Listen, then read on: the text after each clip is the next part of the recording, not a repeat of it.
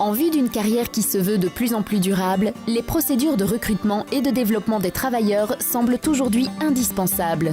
L'assessment, l'évaluation ou encore le screening permettent d'obtenir une image fidèle et objective du candidat, réduisant ainsi le risque pour une entreprise de recruter un profil inadéquat. L'experte en ressources humaines, Sandra Van Dorp, évoque ce sujet avec Kathleen Valpin de Securex. Bonjour Kathleen, bienvenue. Bonjour Sandra. Aujourd'hui, on va parler de 3 solutions RH qui vont permettre aux entreprises de vraiment travailler sur l'employabilité durable. D'abord, parlons de l'Assessment Center. Est-ce que vous pourriez brièvement réexpliquer ce que c'est un Assessment Center et pourquoi vous recommandez de l'utiliser? Pour le centre d'assessment, c'est donc un outil qu'on va utiliser la plupart du temps dans le processus de recrutement. Donc c'est une évaluation approfondie des compétences d'un collaborateur ou d'un candidat extérieur. Mais les meilleures entreprises, on va dire, ils utilisent souvent des centres de développement.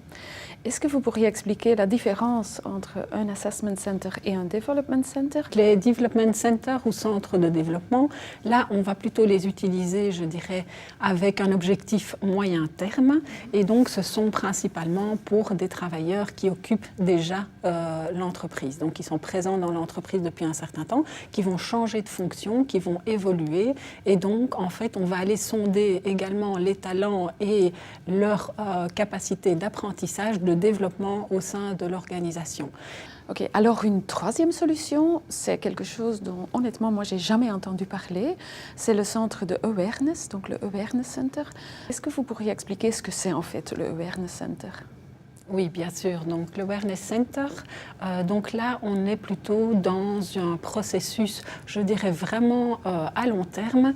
Et là, donc, on donne la possibilité aux collaborateurs de prendre un temps d'arrêt sur sa carrière, de regarder ce qu'il a fait et ce qu'il souhaite faire. Donc, vraiment d'apprendre à gérer sa carrière. Et alors, pour finir, peut-être une dernière question. J'ai entendu parler beaucoup de l'importance des compétences d'un employé. Mais je suppose que dans ces centres, on regarde aussi beaucoup les motivations et les valeurs de l'employé et le manager et tout ça. Est-ce que vous pensez que les entreprises portent assez d'attention actuellement sur ces deux aspects-là? Alors je dirais que tout dépend des entreprises, mais en tout cas de plus en plus, oui, elles portent un intérêt à ces deux aspects, même je dirais aux trois. Les talents certainement, donc en effet il y a la compétence, mais il y a vraiment le talent, c'est-à-dire ce que fait la personne assez facilement, finalement ce qu'elle fait spontanément, donc ce sont ses forces. Et puis alors la motivation et les valeurs, c'est vraiment essentiel au sein de l'entreprise. Et donc je pense que pour les entreprises, c'est important d'en prendre conscience et de travailler sur ces 3 aspects, et je dirais que de plus en plus d'entreprises sont prêtes à travailler sur ces 3 aspects. Alors pour avoir le meilleur résultat, vous recommandez d'utiliser les 3 centres. Pourquoi ?